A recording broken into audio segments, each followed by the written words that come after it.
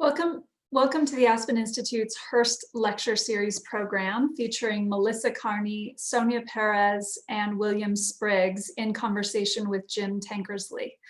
I'm Crystal Logan, Vice President of Aspen Community Programs and Engagement here at the Aspen Institute.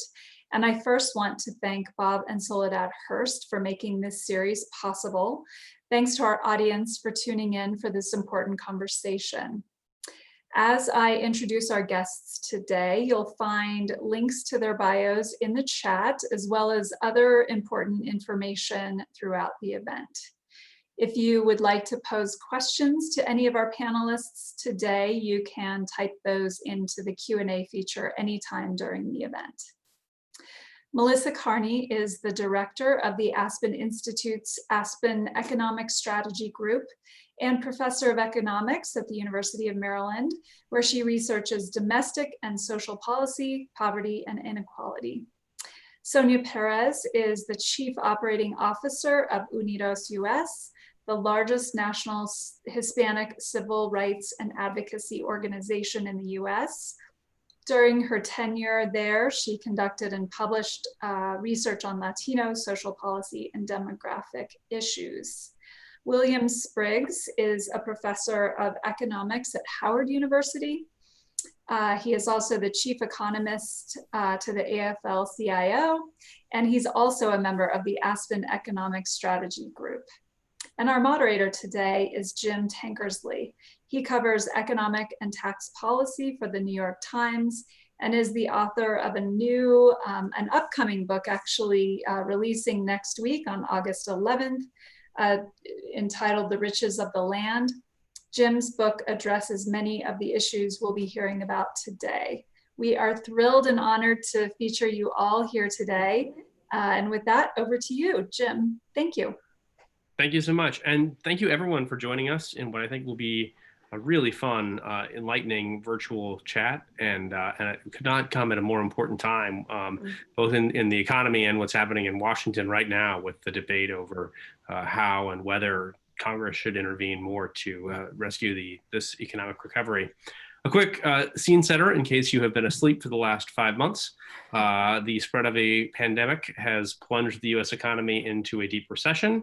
Tens of millions of Americans lost their jobs. We just had the worst quarterly GDP print since the immediate aftermath of World War II, and what had been the start of a pretty good looking recovery in the early summer seems to have flattened out or maybe even turned negative as the virus has begun to spread again.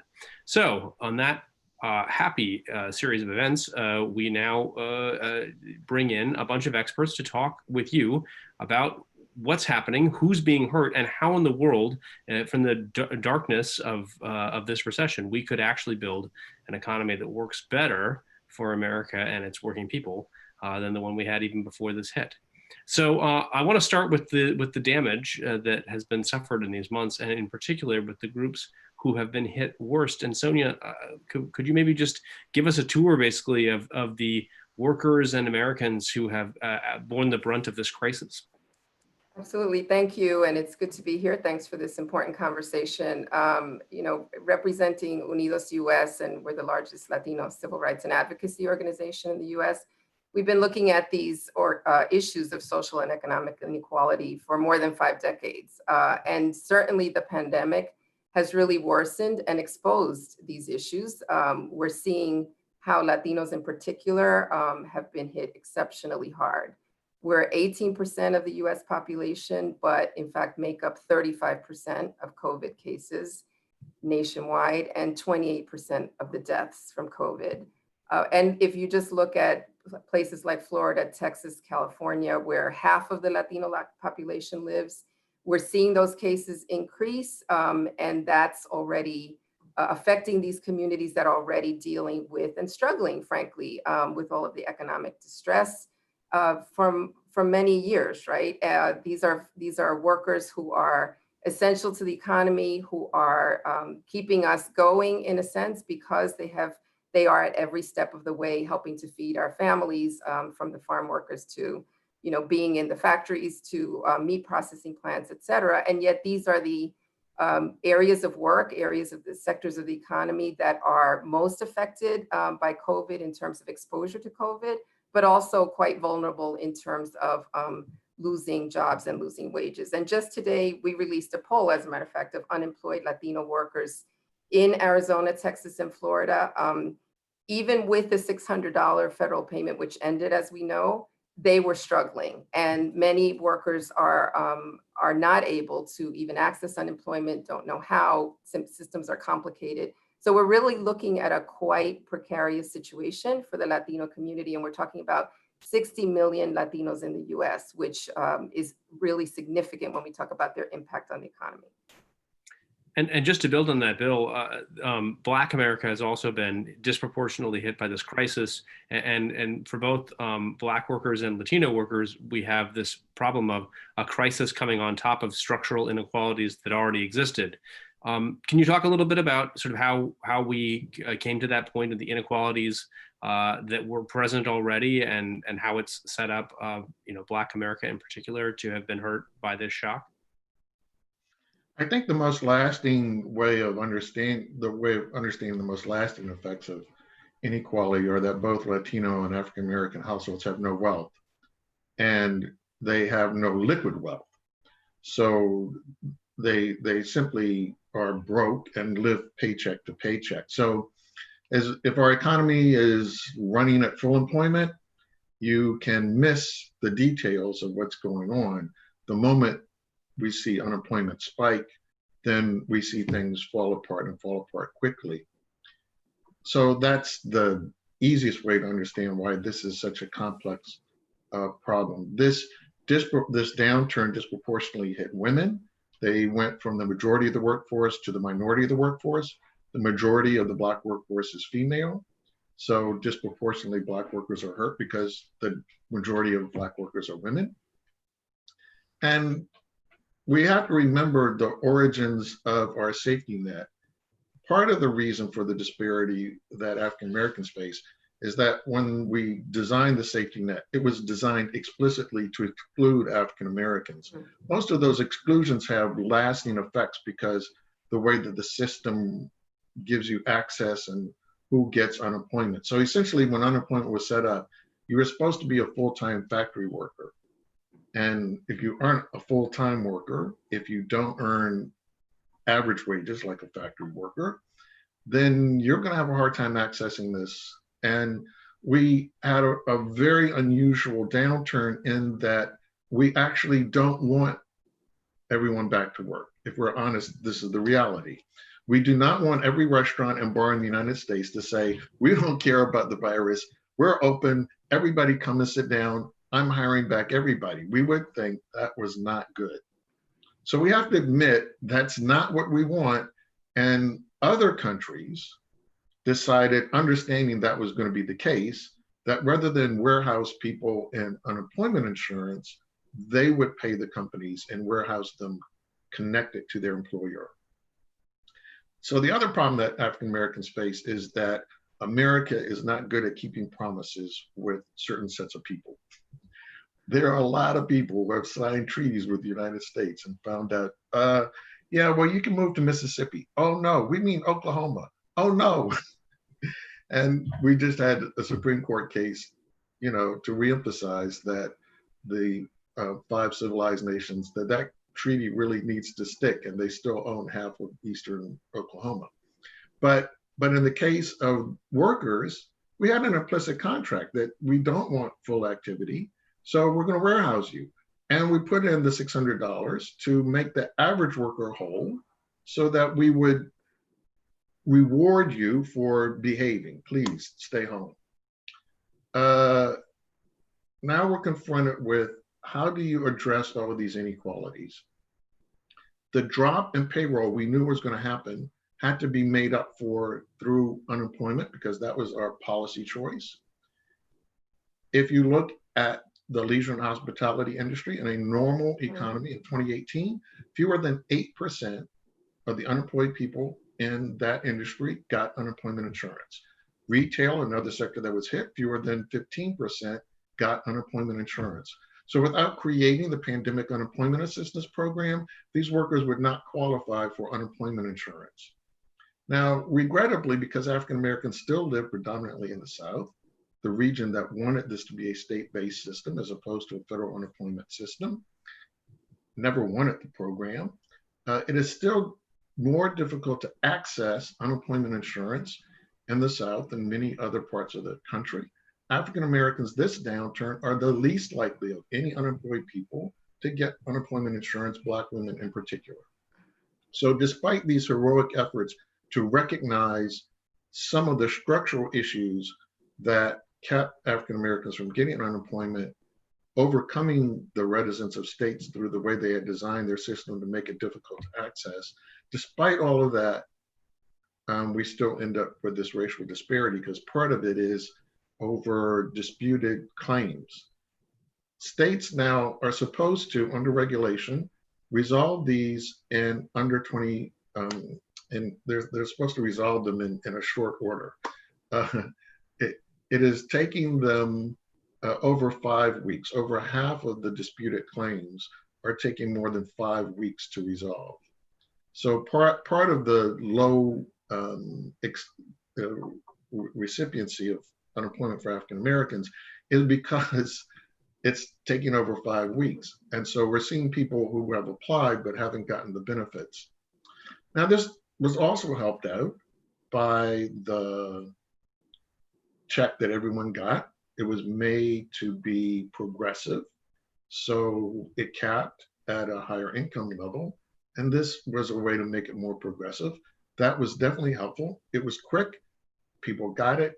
But the unemployment crises and the unemployment insurance is still going to be an issue. And in designing a program to make up for lost payroll so that we would keep unemployment as an automatic stabilizer, the $600 is vital for understanding what you need to do for the Black and Latino community.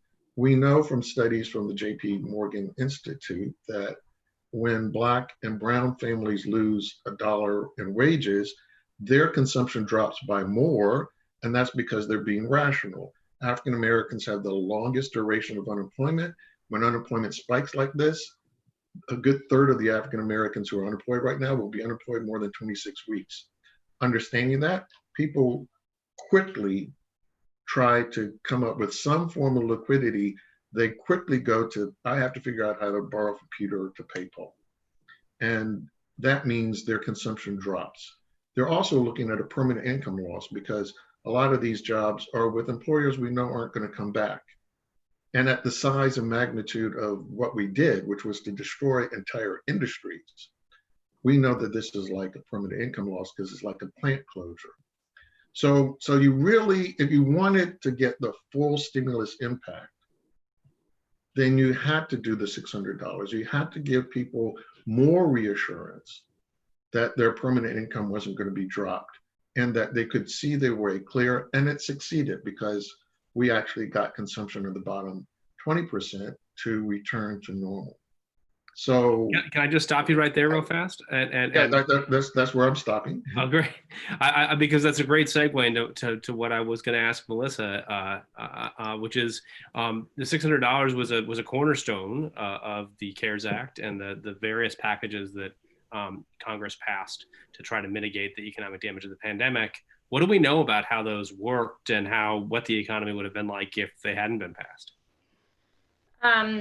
Yeah, the $600 is a big issue right now for obvious reasons, as Sonia said, that recently expired, and we're still waiting to see what Congress is going to do about it. So I will answer that head on, but if I can just comment, because Sonia and Bill brought up a whole host of issues, which hopefully, Jim, you can get us to circle back to, because there was a lot in there. And so I want to synthesize a little bit of the various issues I heard coming up. In maybe a different spin, which is we know that there are fragilities in our society and economy that have been with us for a long time, and this pandemic put a spotlight on some. And so what we've seen is that low income, and Black and Hispanic individuals disproportionately suffered this crisis.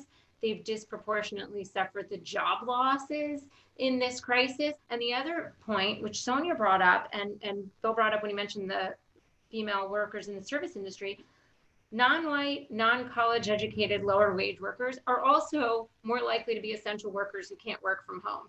So they're both more likely to suffer the health consequences, more likely to be out of work, and more likely to be going to work exposed to the virus. So for all of those reasons, the groups in society that are always sort of on the margin or a couple paychecks away from falling into poverty, we're really seeing them hit hard right now. Okay, so then the CARES Act did a lot. I mean, I will give kudos to Congress for acting aggressively and quickly to pass that $2.2 trillion package in March. The CARES Act did a lot to minimize the economic burden. And the $600 federal UI benefit was an important piece of that. So let's just be clear what we're talking about. So in normal unemployment, a worker will get benefits from their state office, as Bill pointed out, if they're in the system and if they're able to access it. And those state benefits generally replace 50% of lost wages. So what the CARES Act did was say, on top of your regular 50% wage replacement, the federal government's going to send all beneficiaries a flat $600 check. Now, that is good because it keeps workers whole. They're able to maintain consumption. And we see in the data that Bill referenced, after the CARES Act passed and people started getting those checks, we do see that the spending among low-income households in particular recovered. And so that speaks to the importance of these enhanced federal benefits, along with the economic stimulus payments that went to, everyone below a certain income amount.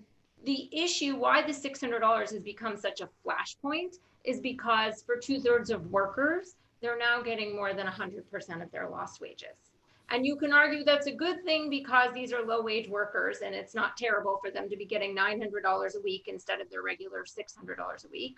You can argue it's a good thing because in addition to keeping out of work workers whole and making sure they have enough money to pay their rent, to pay their mortgage, to put food on the table, we need people out there spending to keep the economy from contracting further. But on the other side, the worry is that as the economy recovers, as we move out of the situation that Bill described, where we don't want people to go to work, but the economy is improving, the virus is under control in certain places, in certain states, in places where businesses are starting to open back up, there is a worry that having UI benefits greater than a worker's wages will eventually be a drag on employment. And so, one way out of this conundrum would be to change the $600 flat amount to a federal enhancement of our regular UI system that was proportional to a worker's initial wages and varied with macroeconomic conditions. So for example, you can have it such that if economic conditions are really bad, as captured by very high local area unemployment rates, then the federal government will give an additional, let's say, 40 percentage points of lost wages. So that worker would get 90% of their lost wages, as opposed to more than 100%, which is what some people are objecting to now. And then as the economy improves, if you have this automatically triggered federal benefit, it will phase out. So that kind of federal enhancement to UI, I think, is more likely to have bipartisan appeal because it addresses the concern that people aren't being made whole. And it also addresses the concern that paying people above 100% of their lost wages could eventually have disemployment effects. So one thing I wanted to just comment on in terms of unemployment, though, is a point both Melissa, you mentioned, and Bill as well, about the access to unemployment insurance, either based on the sector that you're working in, or the state's benefits, or the ease in which, in the case of Latinos, for example, in the study that we just did, they don't necessarily always know how to access. There's messages about not accessing, right? So it's a benefit there that is obviously very important. And for those who have accessed it, it has meant food. It's meant being able to pay for housing. but it isn't equally, supporting certain communities of color, certainly. And I think the other issue is you have the issues around, what the pandemic has spurred, right? It's multiple crises. It's the economic one, certainly the health one, and the devastating impact, particularly in the Latino community. And then, mental health, as well as then you have food insecurity issues, right? And the issues around being able to access food, being able to, as we see, because of the lack of income and lack of benefits, and if benefits are not equally available to all. So these attempts, and certainly currently now, Congress not wanting to include mixed status families, Latino or immigrants, right? These are a big part of the population that, in fact, when we have particularly mixed status households with children, who's getting affected, right? The kids. So it's coming at it at, there's multiple issues to address. The UI piece addresses a piece of it, but I think we also need to look at, what are we doing on the side on SNAP? How are we addressing certainly and then the health issue, period, health insurance, when we know, for example, that even before the pandemic, 20% of Latinos did not have health insurance. Jim, can I build on that? Because I agree entirely that UI is only one small piece of the necessary response. And the regular UI system doesn't include all categories of workers, as Bill mentioned. So contract workers, gig workers, they're not in that system. The pandemic UI expanded to those sectors, which was a good thing and an important thing. But there's still a lot of people who are missed by this system, as Sonia was talking about, given the characteristics of their family, immigrant status, et cetera. And so one of the tragedies that we've seen is, even though the federal government has spent billions, hundreds of billions of dollars sending out UI benefits and pandemic, checks to everybody, the rates of food insecurity are still tremendously high. So, people are quibbling about the numbers, but somewhere between 20 to 30% of households with children in them are reporting having trouble being able to afford enough food. So there's food insecurity at the household. And that's despite all these payments. We know people are living under the threat of eviction. Again, that's with these payments. So there has to be a lot more support getting out to households and individuals. And I'll add, just because it hasn't come up yet, businesses, in addition to just thinking, the UI checks, which I would say are necessary, but they're not going to be sufficient. I mean, I would like to toss this out actually to the whole group, which is to say, okay, we're at sort of a pivot point here in Congress. This is probably the last chance to do any sort of economic rescue bill before the election, and quite possibly to do anything before the end of the year, just knowing how polarized lame duck sessions can be. What if we're talking about a short to medium term strategy holistically for what the economy needs, and what in particular disadvantaged workers need here? What does it look like? What are all the pieces? Well, one, I think because the virus is coming back, is that we revisit the initial decision to dump workers into unemployment. There was not a system designed for this. And as you can see how the debate has unfolded, it has all the baggage that goes with it. And so no one wants to fess up to our choice as a nation was to dump people on unemployment rather than pay to continue payroll. That was our choice as a nation. That should be revisited, because as we face a need to perhaps try again to stay in place, we need to figure out a way that works in a fair way, and to keep workers from facing this huge uncertainty. So I think that needs to be back there. Unfortunately, that's not on the table. Unfortunately, what's on the table is we already broke the egg, and now half of it is fried, and we're still trying to figure out if we want to make an omelet of the other eggs. But the debate heightens, from my perspective, my pessimism that we will ever address racial inequality, because no one wants to do it. No one wants to pay the price. No one wants to pay the price for the inequality that we have. The reason we are dumping so much money into households is our level of inequality is so high. And in Black and brown communities, because people are living paycheck to paycheck, it means you have to do even more on all programs.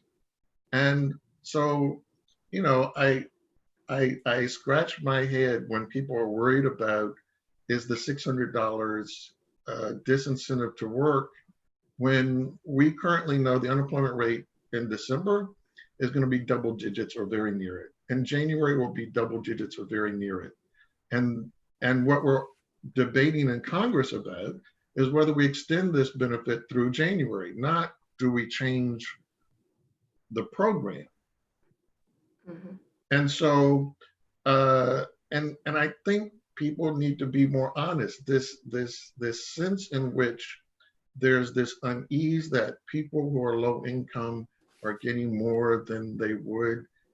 It is why America doesn't have a safety net. Because America looks at the people who are in need as Black and brown. It puts perceptions that are not there in other countries. And in other countries, their ability to go in and do payroll straight up is in part because they don't have this divide in the way that they look at one class of workers versus another class of workers, or the way that they even debate the incentives of the workers. And so this is going to be a problem going forward, because going forward, we will have some economic disruptions that will take us away from full employment. And now we have 30% of the workforce that cannot be away from employment because they have no money, they have no wealth. And the economy becomes quickly destabilized when those communities suffer unemployment. Can I just jump in? Because Bill mentioned that part of the reason we're spending so much money trying to get money out to households is because of existing fragilities and inequalities. Another reason why we're spending so much money getting, checks out to households is because we haven't done enough to fight the virus. So let's just state the obvious, because it's in the background, but it hasn't come explicitly up on the panel. If we don't get serious and put a lot more money and dedicated innovation and ingenuity into getting this virus under control, the economic fallout is going to be deeper and longer. So that's like the first thing we need to be doing, and that Congress needs to be dedicating resources toward in any bill. Yeah, completely agree. And I think we can't fully talk about a recovery without addressing, or first addressing the fact that we have not had a coordinated response, that states are doing whatever they want, and therefore we're seeing the increases in certain states when we have gotten it under control in other states, right? So we're going to be playing this up and down game until we have a really coordinated and complementary response that includes every sector. I think, certainly right now, access to health coverage on testing, on treatment, vaccines for all, regardless of status, right? Because the virus is not going to be over for anyone until, everybody has some access to this treatment, to health insurance. And then we can start to talk about what are the other supplements that we need if we have a better coordinated response and we get the virus under control. And that, I would argue, is, of course, related to SNAP, related to more investments, and trying to start to chip away at the racial inequality, humongous problems that Bill has talked about and that we know really do underlie where we are right now. I want to ask about it. I think, but I was going to say, I think we forget the reason we did such a massive act was we thought the plan was we would reduce economic activity, and that's what all of this was part of that plan, to reduce economic activity so that we could get the virus under control. And because we didn't do all the steps to do that, we are where we are. And that's why I had said initially, this is kind of a betrayal to the American worker, where the obvious need to reduce economic activity, to get people to stay in place, this huge amount of unemployment insurance, the CARES Act giving money to households, all of that was designed so that we could slow down economic activity. We just didn't do it enough. We didn't stick to it, and we didn't have clear messages about what we were trying to do, and we lost patience before we could execute on the level that was necessary to make that happen. So that's why we're revisiting all of these questions again, because exactly as Melissa said, we still have the virus because we didn't do any of the other things necessary. One of the real consequences of that loss of patience and returning to some semblance of normalcy even before normalcy was upon us is what we're seeing with schools now going forward, and which has profound labor market implications, particularly for women of color who are mothers. And I'm wondering what you all think Congress should be doing right now to help those workers in particular over what could be a fall or even more than a fall of not having school options, in-person learning for children, and having a real difficult choice to face of going to work and leaving your kids home alone, or having to just not work.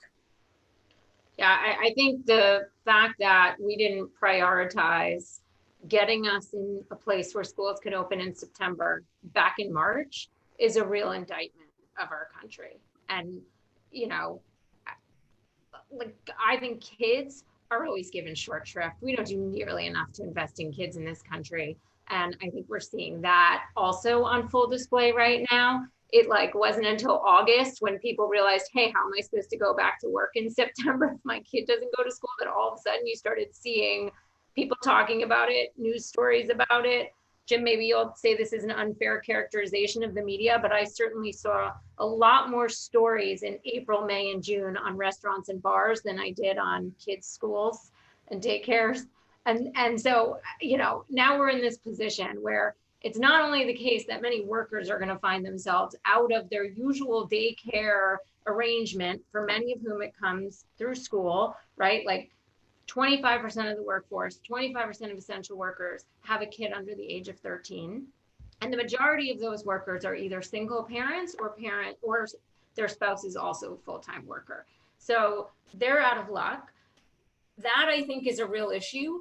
But in my mind, the even larger issue is the long-term loss and deficit that a year we're talking now out of school is going to result in for kids. And all we know about inequities in school readiness and school attainment, low income and minority kids are going to bear a disproportionate brunt of this as well. And if we're expecting that, you know, there's going to be distance learning and digital learning, when we know that there's a digital divide, when we know that in these households, not everybody has access to a computer, a laptop, some kind of a device that's going to connect them to the schools, right? So in addition to all that Melissa mentioned, right, we now have another area where we're seeing the inequality, and where we see that the playing field is certainly not level, and for kids to miss several months to a year of school in a community, in communities of color and low income communities of color versus other communities, the effects to catch up are quite, you know, significant. So it's taking a problem and making it, you know, go further into the future in terms of really trying to catch up on what it is we were trying to address in the first place.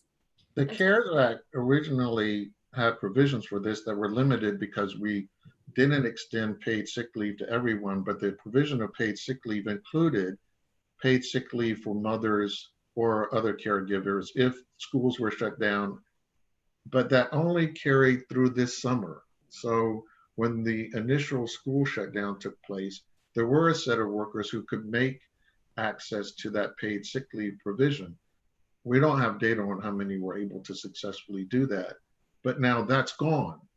And that's an important part of what has to be renegotiated as we enter the fall, because there are going to be a lot of women who are going to be stuck in this difficult position. Disproportionately, Black households have female-headed households with kids in school. And so this is a very precarious position to put them in without continuing the CARES Act provision that covered the ability to care for someone who was ill, but also took care of this issue of what to do if the schools were closed. So Jim, you said, what does Congress need to do about this? I mean, the first thing Congress needs to do is send a lot of money to K through 12 districts to deal with this, right? I mean, getting schools open safely is going to take a lot of creativity and a lot of additional resources, right? I mean, I'm no expert on how to run a school, but the kinds of things that I know schools that are trying to get open are doing are hiring additional people to come into the school to supervise kids, even if they're not teachers. You have some kids in a small classroom getting instruction, and then they go into a supervised room where another adult can monitor that activity, putting up outdoor spaces, having more buses, more entryways to the schools, lots of things that will take resources, and school districts don't have extra resources right now. And we certainly know that state and local governments don't have extra money right now. And so those additional resources are going to have to come from the federal government. I think this brings us to actually a really, sorry, but because states have to balance their budgets, some school systems operate on July 1 as the fiscal year. They're already into the new fiscal year where they're already facing, they must, by law, cut expenditures. And so we're already into that phase where if we don't give them the money, even online instruction would be difficult to do properly, because many school districts started to try and correct the deficiencies of their not having enough bandwidth and everything to teach online, and some tried to address the gap that they knew their students faced to make sure that they could get students the tablets that they would need. So these things are definitely not going to happen because we're already into their new fiscal year. The states that use October 1 as a fiscal year, we're so close to October 1 in terms of their planning that we're already locking in insufficient funds. And that is part of the HEROES Act that Congress is debating. The House sent the Senate the HEROES Act 6 weeks ago. It's a little late in the day. It's frustrating that a week before these sets of triggers of things expiring for the Senate to suddenly say, oh, 6 weeks ago we got this, now we want to debate it. This is the other frustration that everyone must feel. Well, I think this brings us to a good pivot point in our discussion now, sort of to the crucial point, actually, as we look toward the framing question we're all asking ourselves here. How do we build an economy that even in the midst of this fall crisis or our immediate crisis, how do we build an economy with policies that start now that rebuild a much more vibrant America? And I will also use this as a pivot point to briefly plug my book and say that the recipe I lay out in the book, which is, I think, very well supported through history of America's economy, is that the American middle class surges when workers of color, when women of all races are given an opportunity to get ahead, and that they are the key to revitalizing the middle class again today. That's the sort of point of the book. And so here we are in this moment where they are in a crisis upon a crisis. And I'm just really curious, what would you all do to not just, float the next few months and not crash, but actually build something better out of it? Well, I guess I'd start by saying, I do think we do have to meet the moment. It's short-sighted to think that it can happen without focusing on communities of color, right? This is a huge proportion of the population as well as proportion of workers. So economic relief, health access, obviously are two of the key things. But the other piece I would put in there is the role of community-based organizations. And if we see how they can complement what's currently, the efforts that are currently happening to address both the pandemic and the economic issues that we're facing, right? So we do work with a network of about 300 community organizations around the country, knowing that there wasn't a response, a coordinated one or targeted one from the federal government on the pandemic. These organizations pivoted, really. They sprung into action. They were able to address immediate needs of basic needs of their communities, food, insecurity, rent, et cetera, right? But they're also doing things like telemedicine because they are health centers, or doing a lot of education, preventive education, and in the case of Latinos, in some cases in Spanish, which was not available at all. So it's a sector that is really robust and critical, I think, to our recovery. It's a sector that's touching directly communities across the country. They know, can be culturally appropriate and relevant to these communities, and can do things, everything from providing education and prevention to treatment and to other services, including on education and supporting kids and families and women in particular. So, you look at examples from our own network, from Chicago, Esperanza Health Centers, who really focused in on, the pandemic and prevention and trying to track data, and were able to reduce the positivity rate in their one community.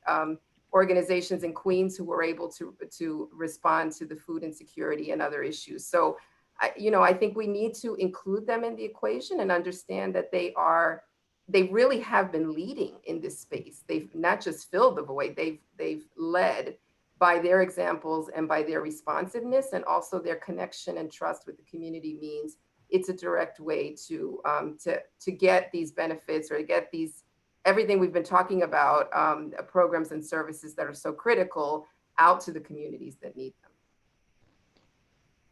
I would just build on that by saying, in so many areas of economic life, when it comes to being on the front lines of helping people in need, it's the local nonprofits and community organizations that are doing the hard work. And it's clear that a one-size solution from the federal government is inappropriate, right? The needs of different communities and the appropriate responses vary across communities across the country. What the government can do is help channel resources to those groups, and that's a place where we could be doing more. And I think the government needs to put in place a stronger safety net, so that when a crisis like this happens, or when a crisis even not quite this great, but nonetheless substantial happens, and one will come after this one, our local food banks aren't totally overwhelmed, and local groups aren't frantically sending fundraising emails. If we had automatic expansions of our national food income support program, SNAP, those would automatically kick in, right? So again, despite the checks going out to households, despite the heroic efforts of local community organizations, we're seeing food insecurity spike, right? But if you have a stronger SNAP program, that won't happen. The other issue that needs attention, and local organizations are doing a lot on the front lines of this, is housing. We have no national program, federal entitlement to housing support. We have a federal entitlement to a lot of other types of support. If you qualify, you get Medicaid. If you qualify, you get Medicare. If you qualify for a housing voucher, you sit on a wait list for many, many, many years. And 2 million families face eviction every year, right? So we need to commit to housing security as part of our safety net in this country. And again, right now we're relying on the heroic efforts of community organizations out there fundraising during a pandemic to try and help their local populations from falling into homelessness. We can do better than that in this country. And the third thing I'll just tee off, because Sonia brought it up too, is healthcare. It's really, I think, noteworthy that we just had the 39th state, including DC, expand Medicaid, right? So we're seeing more and more states realize we have to expand Medicaid. And what's important about that is when people lose their job and as a consequence lose their employer provided health insurance, there needs to be an option for these people. And Medicaid is that option in most states that have expanded it. But now, it's going to be interesting to see if the other 11 states also, through voter ballot initiatives, most likely vote to expand Medicaid. So that part of the safety net is there. Now, one thing I'll just say on Medicaid expansions, the governors are like, we can't afford it. And again, there's something to be said for that. Government budgets are stretched. And as Bill mentioned, they have balanced budget. So that's another place where, the federal government provides matches for state spending on Medicaid, et cetera. And we could revisit those formulas too, to see if they could become more generous during periods of economic downturn, et cetera. Oh, I think Melissa's theme of making sure that we have triggers for our automatic stabilizers is very important, because the last two downturns have shown that rather than pull together as a nation, downturns become a political football, and that's unfortunate. So that's one thing we can do. In the medium term, we have to continue to support households, and we have to support state and local government. We do not want the repeat of the Great Recession, when we allowed state and local governments to thrash about, cut public investment, get convinced that they would never get the backstop of the federal government, and therefore be very slow to unwind from that. And it's also the case that some of them took on debt as a way of avoiding some things. For instance, many states right now are going to issue bonds to bail out their unemployment insurance trust funds. This is the biggest deficit their trust funds would have run. Those bonds are going to be for much more debt than in the past. All of these things that states did before are going to be happening again if we don't make sure to give them the backstop that they need right now. Going forward, we cannot afford low-wage work in the United States. It's too expensive for the rest of us. So we have to get back to having a meaningful, binding minimum wage. We need to repair it so that we have no exemptions. One of the problems in accessing unemployment benefit for the restaurant industry is they have too many tip workers who get the tip minimum wage, which means you don't have earnings on record to qualify for unemployment insurance. That has to end. And we have to restore the time period you're talking about, was when the labor movement expanded greatly by absorbing a whole lot of Black workers. In the 1950s and 60s, Black workers became much more unionized than white workers. At the height of the labor movement, union density for African Americans was a good 10 percentage points higher than for white Americans. That is when all workers benefited, because they were at the table to argue about what would our wages be.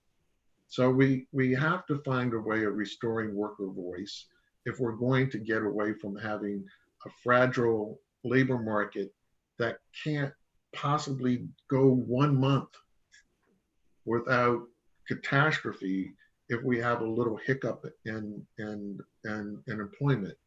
And we're going to have spells of that. And we're going to have more pandemics. And we're going to have crises brought about by global warming incidents that we must have a way to address. And so we have to have a better framework for how we respond to these catastrophes. Because for some time to come, with the wealth gap being what it is, we're going to continue to have a very fragile economy. And we have to get over, sometimes you're going to have to compensate for the centuries that created that wealth gap. Because if you don't, you're going to live through little hiccups becoming big.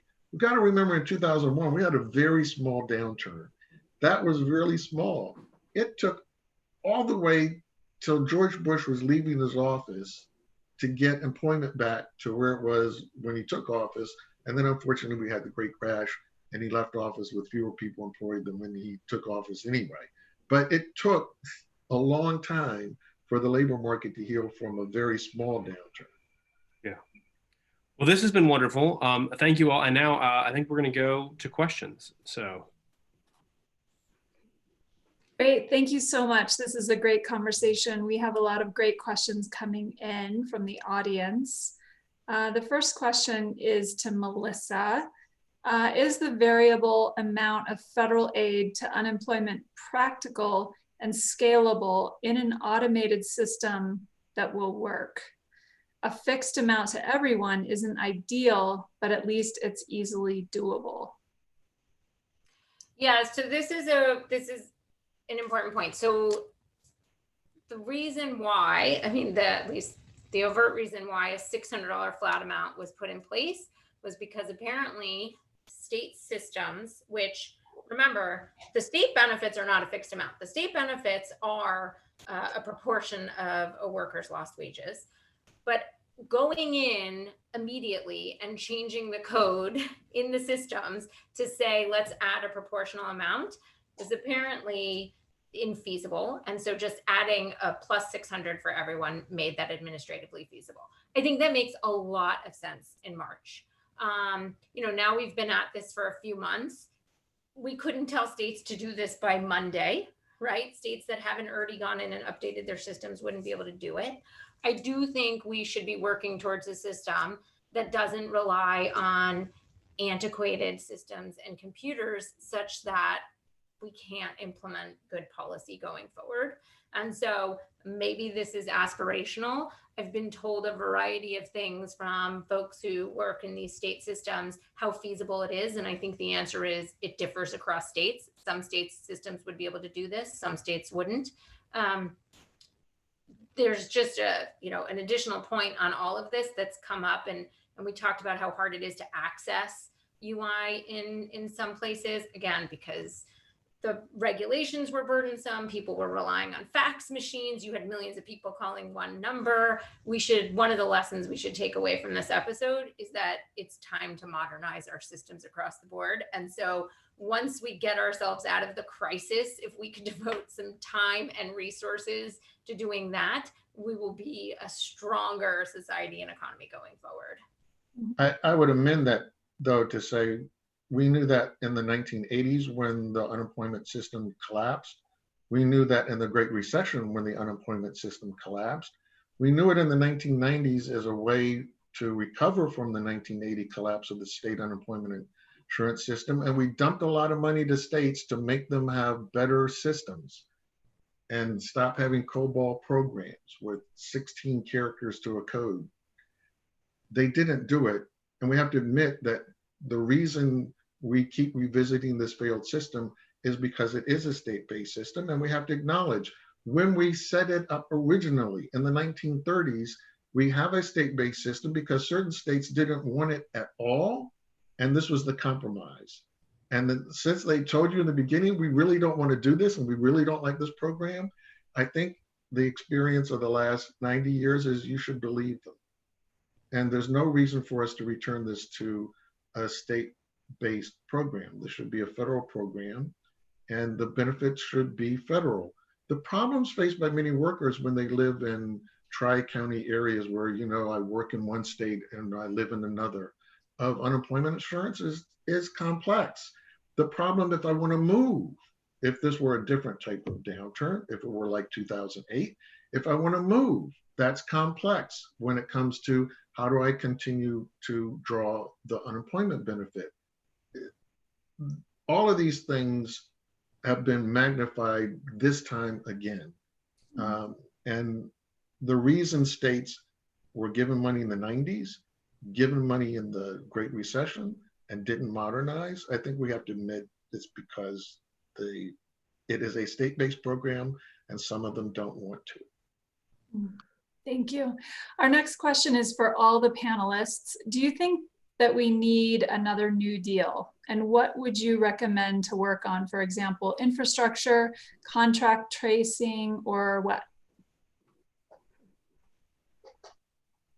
Melissa started us off on the right foot, which is that we must fight the virus. It has been astounding, given what we know we need to fight the virus, that we haven't had a federal jobs program, particularly given the difficulty that the class of 2020 is facing in entering the labor market. And you could imagine a whole department being formed rather quickly to make public transit safe, making sure that we could sanitize the public transit system, making sure that we can do contact tracing. All of these tasks that would make for a safer reentry for everyone. Better understanding of where the disease is. The information that the CDC is receiving is wholly inadequate for fighting this. So you could imagine a component being something like that and giving us a chance to actually beat the disease. So I think I'll try to be quick. I think we do need something like a Great New Deal. I don't think we should aim to do that in the next month. Sometimes I have to discipline myself in separating out. There are things we need to do to get through this crisis, right? And getting, extended UI benefits out to households is immediate. Getting enhanced SNAP benefits out to households is immediate. Getting grants or subsidized loans to small businesses is immediate. On my longer term wish list, we need a massive investment in infrastructure in this country. And that will include, high speed internet to the 30% of rural households that don't have it. I mean, we're seeing what a disgrace and disaster that is now that means kids in those places can't access online schooling, but that should have been on our list before this crisis. And now the need for it is just heightened. And we also need to make sure that more Americans live with economic security such that 1 or 2 paychecks missed doesn't mean that they're on the brink of eviction and full-on crisis. Those are longer term things we need to invest in. We should be talking about those and moving towards a strengthened system of safety net supports and income supports that get us there. But I think we probably should do that after we pass the next, bill that focuses specifically on this crisis. Yeah, and I do think that added to this is the question about racial inequality and the systemic inequalities over generations that haven't been addressed. So it's trying to address these issues with this lens. We have a moment now where the issues have surfaced. More sectors are talking, certainly communities across the country are talking about it. There's dialogue from the private sector, from other sectors. We need to take advantage of this moment and build on it and not let that go. We do need to fight the pandemic. We do need to deal with the immediate of the tracing and learning the lessons from states.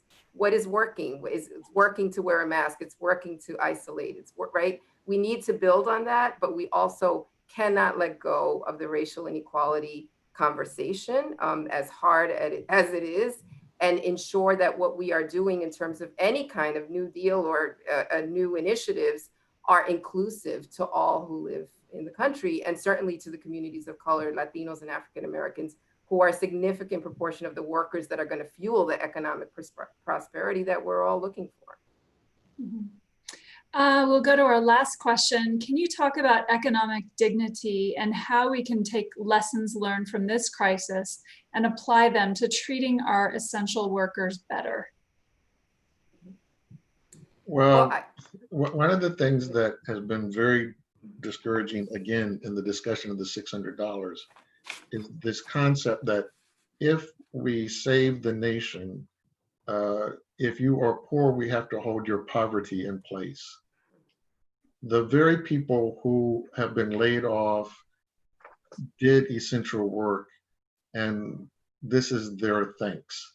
I liken it to, you're on the Titanic and the millionaires are arguing that the people in steerage should not be on the lifeboats because those lifeboats have better accommodations than steerage. And since they didn't pay for those accommodations, they shouldn't be in the lifeboats. I mean, that's what it sounds like.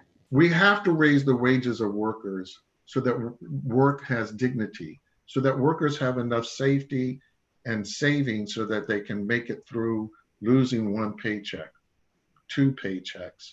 We have to think about the workers who are the grocery workers, who are the meat packing workers, who all are getting paid so low and yet face such high risk of losing their lives.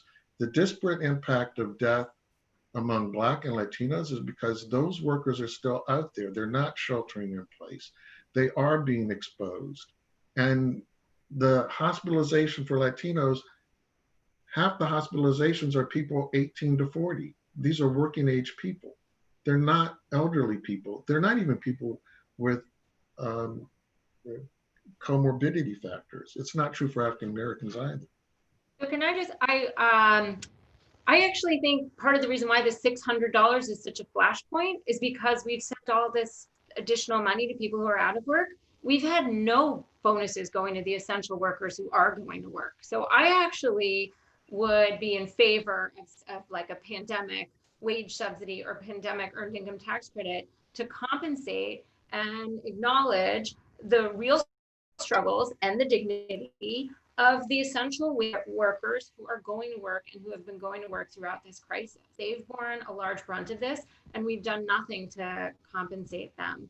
I mean, I hate to end on like a controversial note, but it struck me lately because that, a big issue with getting kids back to school is people worrying about the health of the teachers, which is 100% appropriate. But it makes me wonder, why has that conversation not been happening with regard to grocery store workers, right? Or all the people who are still going out to work every day and exposed, the city bus drivers, like their health and safety really needs to be prioritized too. And the sacrifices and the risks they've been taking need to be acknowledged. And so I think that's true both during this crisis, but probably to the questioner's point more broadly, and this relates to themes that Bill's been talking about, we need to get back to a place where low-wage workers have meaning in their work and are compensated accordingly in a way that they could build assets for their family and live with economic security. Thank you. Sonia, do you want to add? Yeah, I was just going to say that I do think that in the moment, we also need to respect essential workers by providing them the protections that they need, from everything from all this protective gear, but also in the case of Latino workers, I would say, just being essential workers, particularly in the food industry, it's ironic that they're, farm workers, meat processing plants, delivering and shelving food. And yet we're fighting for inclusion on expanding SNAP, trying to get trying to address food security for children in mixed status families. Like, this should not be a fight. We should be investing in, but also taking care of. And it says a lot about what our priorities are as a country, what our values are as a country, if we are, talking about one set of issues here and yet excluding immigrants, excluding children or mixed status family households, that type of thing. It needs to be the conversation about inclusivity and also about respect, frankly. Right. Well, that's a great place to end. Thank you all so much for your time. Thanks for being here. This was really fascinating. Thanks, Melissa and Sonia and William and Jim. And thanks to our audience for tuning in for this conversation. And thanks for all the great questions. All of our community events this summer are free and open to the public. So if you are in a position to donate, please click on the link in the chat. Please also join us for the rest of our summer events. Coming up next, August 13th, next week, we will be featuring a discussion entitled By the People, for the People, Latino-Driven Solutions and Community Resilience in a Time of Crisis. Thanks for joining us.